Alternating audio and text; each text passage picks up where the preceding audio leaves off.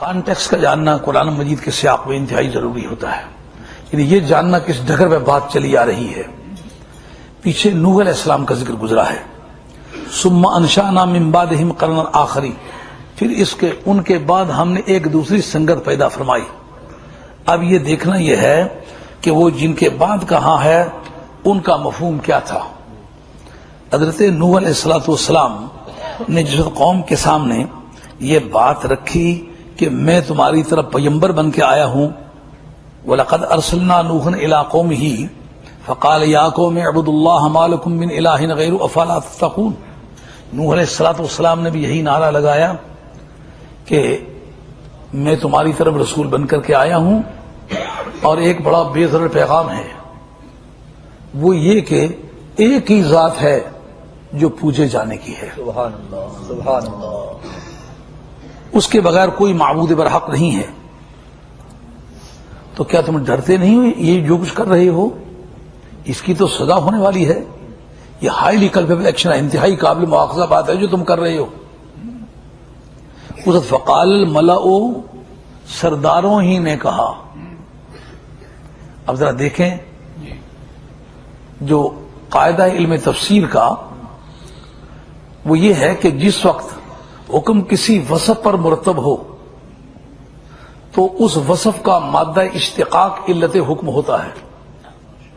یہ ہے فن. اگر ان کو بیچ میں نکالا جائے تو کوئی بھی خیانت کی جا سکتی ہے، لیکن ان کی موجودگی میں ٹائٹ ہو جاتی ہے بات. یعنی پہلوان کہیں تو اس کا مادہ اشتقاق پہلوانی ہوگا نا. ملأ ہے سردار، یہ ایڈجیکٹو مانا جاتا ہے تو ملاءت اس کا مصدر ہوگا سرداری. سرداروں نے کہا تو اس کا مادہ اشتقاق کیا ہوگا؟ سرداری.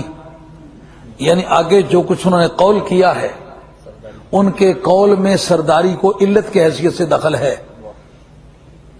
علت پہلے ہوتی ہے، معلول بعد میں ہوتا ہے. یعنی پہلے ان میں یہ بات آئی ہے، بعد میں انہوں نے وہ بات کہی ہے جو آگے آ رہی ہے. اچھا، اور اگر صفت ایک ہو، موصوف ایک ہو تو پھر ایک صفت مادہ اشتقاق ہوگی نا. اور اگر صفتیں متعدد ہوں تو پھر علت مرکبہ کہلائے گی. بہت ساری علتیں ملیں گی. کیا؟ سردار ہونا ایک. الذین کفروا، صرفیوں اور ناویوں کے نزدیک صیغہ ہے صفات ہے، اس میں فاعل، اس میں مفعول، صفت مشبہ، صیغہ مبالغہ، اس میں تفضیل، یہ 5. لیکن یہ صرفیوں اور ناویوں کی اصطلاح ہے. اصولیوں کی اصطلاح اس بات کا نام ہے کہ ہر ذات کے ساتھ جو قائم ہے، خواہ وہ فعل ہے خواہ وہ صفت ہے، وہ صفت ہی کہلائے گی. لیکن یہ اصولیوں کی اصطلاح ہے اور یہ قاعدہ اصولیوں کا ہے، صرفیوں اور ناویوں کا نہیں ہے. اس لیے یہ بات جاننی ہوگی کہ دوسری صفت یہ ہے. یعنی کافرون تھے وہ، تو کافرون کا مادہ اشتقاق کیا ہوگا؟ کفر. اب جو بات انہوں نے کہی ہے وہ یہ ہے، حکم کس پر مرتب ہوا ہے؟ اس پر مرتب ہوا ہے، سرداری اور کفر. حکم کیا مرتب ہوا ہے؟ نبی کو بشر کہنا. معلوم ہوا نبی کو بشر کہنا اس کی علت خارجی یہ ہوگی جب تک سرداری اور کفر دونوں اکٹھے نہ ہوں اس وقت تک نبی کو بشر اپنے جیسا کوئی نہیں کہتا. آپ ذرا انصاف سے اب انسانی تاریخ کا مطالعہ کر لیجئے. یعنی شیطان نے مخلوق میں سب سے پہلے نبی کو بشر اس نے کہا تھا. سرداری تھی، فرشتوں کا استاد تھا. اور کافر ہوا جب یہ علت مرکبہ دونوں اس کے اجزاء ترکیبی اکٹھے ہوئے، اس وقت اس نے کہا یہ بندہ ہے. لیکن اس نے یہ ضرورت اس نے بھی نہیں کہی کہ مثلکم کہے، مثل نہ کہے. معلومہ کہ شیطان نے بشر کہہ کے بھی اس سرحد کا پھر پاس کیا. تو جس نے مثلکم کی بھی ضرورت کی ہے اس کا مطلب یہ ہے کہ وہ سرحد فاصل جس کو شیطان نے عبور کرنے کی جسارت نہیں کی تھی، اس بدبخت نے وہ دیوار بھی پھاند لی ہے، اس دیوار کو بھی پار کر گیا. ہاں، مسئلہ تو اتنا گھس چکا ہے، اتنا پٹ چکا ہے کہ آدمی سمجھتا ہے یہ بات تو بڑی پرانی ہے. لیکن آج اس کو ذرا آپ دستور کے آئینے میں مطالعہ کریے، پھر دیکھیے کہ اسے آپ کے مذہبی پیشواؤں نے جو محنت کی ہے وقت آپ کا ضائع نہیں کیا ہے. آپ کو ایک سچائی بتلائی ہے جو آپ کے دین میں مرکزی عقیدے کا کردار ادا کرتی ہے۔ سبحان اللہ، دو وصفوں کا بیان کیا، ایک ان کا سردار ہونا، دوسرا ان کا کافر ہونا۔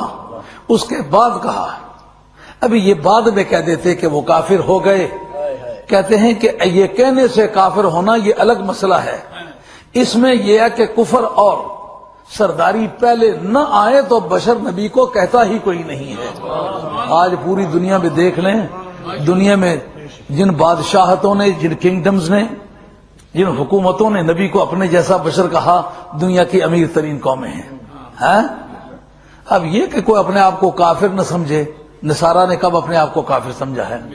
یہود نے کب اپنے آپ کو کافر سمجھا؟ وہ کہتے ہیں ہم سید ہیں۔ یہ علت مرکبہ تھی، سرداری ہونا ایک، کفر ہونا دو۔ اس کا مطلب یہ ہے کہ جب تک یہ دو خباثتیں سبقت نہ کر جائیں، نبی کے لیے اتنی ہلکی رائے انسان کے دماغ میں نہیں آیا کرتی۔